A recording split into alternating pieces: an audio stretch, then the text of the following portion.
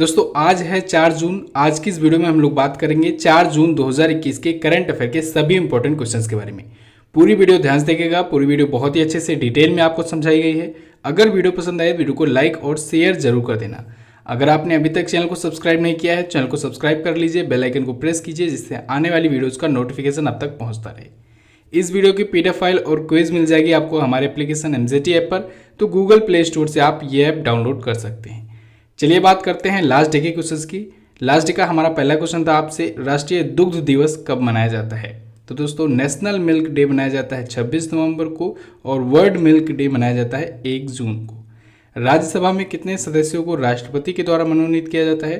तो 12 सदस्यों को राष्ट्रपति मनोनीत करता है राज्यसभा में। दोनों ही क्वेश्चंस के बारे में बहुत से लोगों ने बहुत ही अच्छे से डिटेल में आंसर किया था। आप सभी लोग ऐसे ही आंसर किया करो। चलिए बात करते हैं आज के दिन के पहले क्वेश्चन की।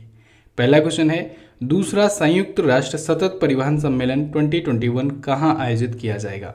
तो ये आयोजित होगा दोस्तों बीजिंग में, चाइना में। चाइना की कैपिटल है बीजिंग। यहाँ पर संयुक्त राष्ट्र सतत परिवहन सम्मेलन 2021 का आयोजन किया जाएगा और इसके दूसरे संस्करण का आयोजन किया जाएगा। सेकेंड एडिशन आयोजित होगा। कब होगा? 14 से 16 अक्टूबर 2021 को दूसरा ये एडिशन होगा। दुनिया भर में दोस्तों अस्थायी परिवहन प्राप्त करने की दिशा में अवसरों, चुनौतियों और समाधानों के पर ध्यान देने के लिए ये आयोजित कराया जा रहा है। अच्छा, अगर आपसे पूछा जाए पहला सम्मेलन कहाँ आयोजित हुआ था, तो पहला सम्मेलन दोस्तों तुर्कमेनिस्तान के अश्गाबाद में हुआ था, 2016 में हुआ था। ठीक है, और दूसरा संस्करण अब हो रहा है। अब चाइना आया है, चाइना के बारे में जानते हैं। मैप में देखिए ये रहा चाइना। बीजिंग यहाँ की कैपिटल है। यहीं पर दोस्तों शीतकालीन ओलंपिक खेल होना है 2022 में, यानी अगली साल। अभी टोक्यो ओलंपिक हो रहा है जो कि अगले महीने से शुरू होगा। चाइना की करेंसी होती है रेन में भी या युआन। पीपल कांग्रेस यहाँ की संसद का नाम है। यहाँ के प्रेसिडेंट हैं शी जिनपिंग। मंदारिन यहाँ की है राजभाषा। अभी चाइना दोस्तों चर्चे में आया था इसलिए क्योंकि इसने अभी तियानजोउ 2 नाम से एक अंतरिक्ष यान लॉन्च करने की घोषणा की थी। तियानजोउ 2, ठीक है। इसके तहत ये 3 अंतरिक्ष यात्रियों को भेजेगा और इसी महीने ये अंतरिक्ष यान लॉन्च किया जाएगा। ओके, अगला क्वेश्चन देखते हैं। हाल ही में किसने पहली एशिया प्रशांत साइबर सुरक्षा कार्यकारी परिषद का गठन किया? तो अभी हाल ही में माइक्रोसॉफ्ट ने दोस्तों पहली एशिया प्रशांत साइबर सुरक्षा कार्यकारी परिषद का गठन किया है। माइक्रोसॉफ्ट ने इसका गठन किया है Asia Pacific public sector cyber security executive council का, और इसमें Brunei, Indonesia, Korea, Malaysia, Philippines, Singapore, Thailand, इन सभी देशों से जो पॉलिसी मेकर्स हैं और जो भी प्रभावशाली लोग हैं वो इसमें शामिल होंगे और आईटी और साइबर सेल से रिलेटेड, साइबर सिक्योरिटी से रिलेटेड ये एक डिसीजन बनाएंगे, कुछ पॉलिसीज़ बनाएंगे। ठीक है, इससे क्या होगा? इससे दोस्तों जो साइबर अटैक्स वगैरह हुआ करते हैं, जो हैकिंग वाली प्रॉब्लम्स हुआ करती है, इस पर एक्शन लिया जा सकेगा। ठीक है, तो इसके लिए पब्लिक प्राइवेट पार्टनरशिप में तेज़ी लाया जा सकेगा साइबर सिक्योरिटी को लेकर के।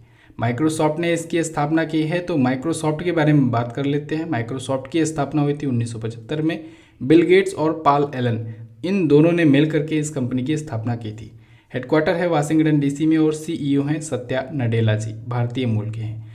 अगला क्वेश्चन, हाल ही में किसे डब्ल्यूएचओ के कार्यकारी बोर्ड का नया अध्यक्ष बनाया गया? तो दोस्तों डब्ल्यूएचओ के एग्जीक्यूटिव बोर्ड के अब नए अध्यक्ष बन गए हैं डॉक्टर पैट्रिक अमोथ। डॉक्टर पैट्रिक अमोथ किसकी जगह पर आए हैं? डॉक्टर हर्षवर्धन जी की जगह पर।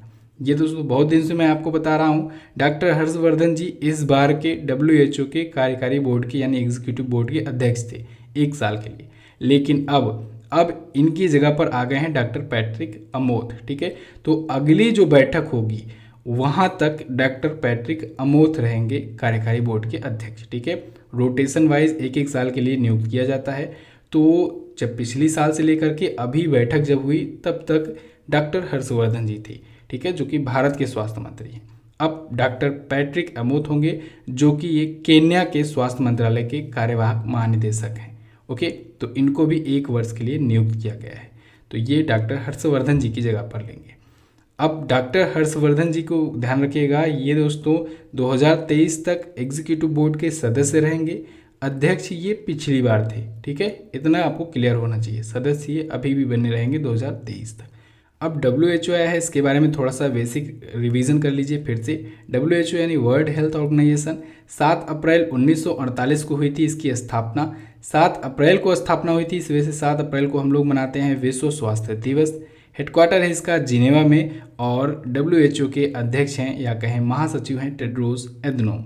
अगला क्वेश्चन देखते हैं, इजराइल के नए राष्ट्रपति कौन बने? तो इजराइल के नए प्रेसिडेंट बन गए हैं दोस्तों इसाक हर्जोग। कौन? इसाक हर्जोग को बनाया गया है इजराइल का नया प्रेसिडेंट।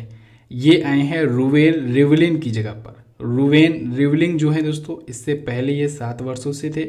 अब इसाक हर्जोग होंगे नए प्रेसिडेंट ऑफ इजराइल। इजराइल के ये 11वें प्रेसिडेंट बनाए गए हैं। इजराइल दोस्तों पिछले कई दिनों से काफ़ी ज़्यादा चर्चे में था, क्योंकि हमास नाम का जो संगठन है उसके और इजराइल के बीच में काफ़ी दिनों तक संघर्ष चला, 11 दिनों तक संघर्ष चला। इसके बाद सीज फायर पर समझौता हुआ, इसलिए इजराइल के बारे में बेसिक इन्फॉर्मेशन आपको पता होनी चाहिए। चलिए वर्ल्ड मैप में देखते हैं इसकी लोकेशन कहाँ पर है। तो देखिए दोस्तों, ये रहा अपना प्यारा भारत। यहाँ से आप आएंगे इराक सीरिया की तरफ, तो यहाँ पर बहुत ही छोटा देश है इजराइल। ये रही इजराइल कंट्री, ठीक है। ये जो कंट्री है ये है इजराइल। अब देखिए यहाँ पर दोस्तों आप देखेंगे तो ये है फिलिस्तीन और ये है गाजा स्ट्रिप या गाजा पट्टी। तो यहीं गाजा पट्टी पर है हमास संगठन, यहीं से इजराइल पर अटैक हो रहा था और इजराइल बदले में काउंटर अटैक कर रहा था। तो यहीं पर संघर्ष चल रहे थे दोनों के बीच में, इसको याद रखना है। इजराइल की कैपिटल होती है दोस्तों जेरूसलम। यहाँ की करेंसी होती है न्यू शकेल और यहाँ के करंट टाइम पर प्राइम मिनिस्टर हैं बेंजामिन नेतन्याहू। क्लियर है। अगला क्वेश्चन देखते हैं। अगला क्वेश्चन है, हाल ही में किस देश में इंसानों में दुनिया का पहला H10N3 बर्ड फ्लू केस मिला?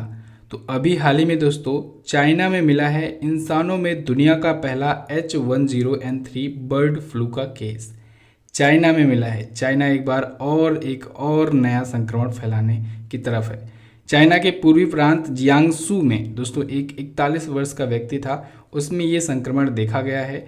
H10N3 बर्ड फ्लू जो है अभी तक इंसानों में नहीं हुआ था, लेकिन ये केस अब दुनिया में पहली बार इंसानों में भी देखा गया है। तो ऑब्वियस सी बात है, इस पर भी आशंकाएं व्यक्त हो रही हैं कि ये भी मॉडिफाइड वर्जन है। जैसे कोरोना वायरस जो है ये भी कहीं ना कहीं इस पर समझ लीजिए 80% लोगों का दावा है कि ये मॉडिफाइड वायरस है कोरोना वायरस जो है। और ऐसे ही अब यहाँ भी ये देखिए, जब मानव में पहली बार संक्रमण हुआ है तो इसलिए लोग आशंकाएं व्यक्त कर रहे हैं कि ये भी मॉडिफाइड हो सकता है। हालांकि अभी जो है ये बहुत ज़्यादा गंभीर नहीं है, बहुत ज़्यादा संक्रामक तो नहीं बताया जा रहा है, ऐसा अनुमान लगाया जा रहा है, लेकिन क्या पता आने वाले समय में ये कुछ और बन जाए। तो फिलहाल चाइना का जो राष्ट्रीय स्वास्थ्य आयोग है इसने बर्ड फ्लू के H10N3 स्ट्रेन को संक्रमण के पहले मानव मामले के रूप में पुष्टि की है पूरी दुनिया में। तो ये चीन के जियांगसू शहर में देखा गया है पहली बार। आपको याद होगा कोरोना वायरस का पहला मामला चीन के वुहान शहर में मिला था, ठीक है। वुहान शहर में आउटब्रेक हुआ था कोरोना वायरस। चलिए चाइना के बारे में तो हम लोग जान ही लिए हैं। अगला देखते हैं। अगला क्वेश्चन है, व्हाट्सएप ने भारत के लिए किसे शिकायत अधिकारी नियुक्त किया? तो अभी हाल ही में व्हाट्सएप ने दोस्तों परेश बी लाल को भारत के लिए शिकायत अधिकारी नियुक्त किया है। ये नियुक्त की गई है भारत के नए आईटी नियमों के तहत। एक्चुअली में भारत सरकार ने अभी कुछ नए आईटी एक्ट लाए हुए हैं और इस नए आईटी एक्ट के तहत जितनी भी सोशल मीडिया कंपनी हैं, फेसबुक, व्हाट्सएप, ये सभी, तो इन सभी को एक एक शिकायत अधिकारी नियुक्त करना होगा। इनका काम क्या होगा? इनका काम ये होगा कि जब भी कोई इनसे शिकायत करे कि कहीं पर कोई पोस्ट को लेकर के कोई शिकायत की जाए या कोई जानकारी मांगी जाए, तो ये 24 घंटे के अंदर शिकायत का समाधान करें और 15 दिनों के भीतर ये शिकायत का पूरी तरीके से निपटारा कर दें। तो इसीलिए एक शिकायत अधिकारी, नोडल अधिकारी और एक मुख्य अनुपालक अधिकारी नियुक्त करने के लिए भारत सरकार ने ये कहा था, ये आदेश दिया था इन सोशल मीडिया कंपनी को, ठीक है, नए आईटी एक्ट के तहत, नए आईटी कानूनों के तहत। तो इन सभी को फॉलो करना था। हालांकि फेसबुक ने इसके लिए कोर्ट का भी सहारा लिया, कोर्ट में केस भी कर दिया था फेसबुक ने, लेकिन फिलहाल अभी परेश बी लाल को भारत के लिए शिकायत अधिकारी नियुक्त करने पर यह मंजूर हो गया है। अच्छा, अभी न्यूज़ में आया था गूगल ने एक और केस फाइल किया है दिल्ली हाई कोर्ट में। गूगल ने कहा है कि हम तो सोशल मीडिया कंपनी है ही नहीं, हम तो सर्च इंजन है, तो हम पर क्यों ऐसा रूल अप्लाई किया जा रहा है, ठीक है। लेकिन अब देखना है कि हाई कोर्ट का क्या जवाब आता है। फिलहाल फेसबुक, व्हाट्सएप, इंस्टाग्राम, ट्विटर ये सब जो हैं ये सब तो नियुक्त करेंगे ही करेंगे। क्लियर। व्हाट्सएप के बारे में अगर बात करें, स्थापना हुई थी 2009 में। संस्थापक हैं जॉन कॉम और ब्रायन एक्टन। हेडक्वार्टर है कैलिफोर्निया, यूएसए में। अगला क्वेश्चन देखते हैं। अगला है विश्व साइकिल दिवस कब मनाया जाता है? तो वर्ल्ड साइकिल डे दोस्तों मनाया जाता है प्रत्येक वर्ष 3 जून को। 3 जून को मनाया जाता है विश्व साइकिल दिवस। साइकिल दोस्तों ये स्वास्थ्य के लिए तो लाभदायक होता ही है, साथ ही साथ पर्यावरण के लिए भी ये लाभकारी है, क्योंकि इससे कोई भी कार्बन एमिशन नहीं होता है। तो इसके लिए, इसके बारे में जागरूकता फैलाने के लिए, साइकिलिंग को बढ़ावा देने के लिए यूनाइटेड नेशंस ने ये दिवस मनाने की घोषणा की थी। यूनाइटेड नेशन की जनरल असेंबली जो है उसने 2018 में अप्रैल महीने में ये घोषणा की थी कि अब से 3 जून को ये मनाया जाएगा विश्व साइकिल दिवस। क्लियर है। अब दोस्तों जून मंथ का इंपॉर्टेंट डेज आया है। तो 1 जून को मनाया गया था विश्व दुग्ध दिवस या वर्ल्ड मिल्क डे। 2 जून को हम लोगों ने मनाया तेलंगाना स्थापना दिवस, ठीक है, तेलंगाना राज्य स्थापना दिवस, और 3 जून को साइकिलिंग दिवस। अगला क्वेश्चन देखते हैं। आईसीसी ने पुरुष ओडीआई क्रिकेट वर्ल्ड कप में कितनी टीमों तक विस्तार किया? तो आईसीसी ने दोस्तों अभी हाल ही में घोषणा की है कि जो पुरुषों का ओडीआई क्रिकेट वर्ल्ड कप होगा इसमें अब 14 टीमें खेलेंगी। अभी तक क्या होता था, अभी पिछला वर्ल्ड कप जो हुआ उसमें 10 टीमों ने हिस्सा लिया था, ठीक है, वर्ल्ड कप में, लेकिन अब 14 टीमें हिस्सा लेंगी। अब इन 14 टीमों में 7-7 का ग्रुप बनाया जाएगा। अब 7-7 के ग्रुप में टॉप 3 चुना जाएगा और उनके बीच में क्वार्टर फाइनल, सेमीफाइनल वगैरह करा करके विजेता घोषित किया जाएगा, ठीक है। तो यानी कि पहले 10 टीमें हिस्सा लेती थी, अब 14 टीमें हिस्सा लेंगी। लेकिन कब से ये हिस्सा लेंगी? तो ये दोस्तों 2027 और 2031 का जो वर्ल्ड कप होगा उसमें ये 14 टीमें हिस्सा लेंगी। 54 मैच खेले जाएंगे, ठीक है, प्रत्येक वर्ल्ड कप में। इससे पहले 2015 और 2019 वाले में 14 टीमों की बजाय 10-10 टीमों ने ही हिस्सा लिया था। अच्छा, इसी के साथ आईसीसी ने ये भी घोषणा की है कि जो पुरुषों का T20 वर्ल्ड कप होगा इसमें 20 टीमें हिस्सा लेंगी, ठीक है, 20 टीमें हिस्सा लेंगी T20 वर्ल्ड कप में। और साथ ही साथ ये भी फैसला लिया गया है कि 2024 से 2030 के बीच में हर दूसरे वर्ष, हर 2 सालों में होगा T20 world cup. Clear. ICC आया है। आईसीसी के बारे में बात करें तो 1909 में हुई थी इसकी स्थापना। हेडक्वार्टर है दुबई में। अध्यक्ष हैं ग्रेग बार्कले और सीईओ हैं मनु साहनी।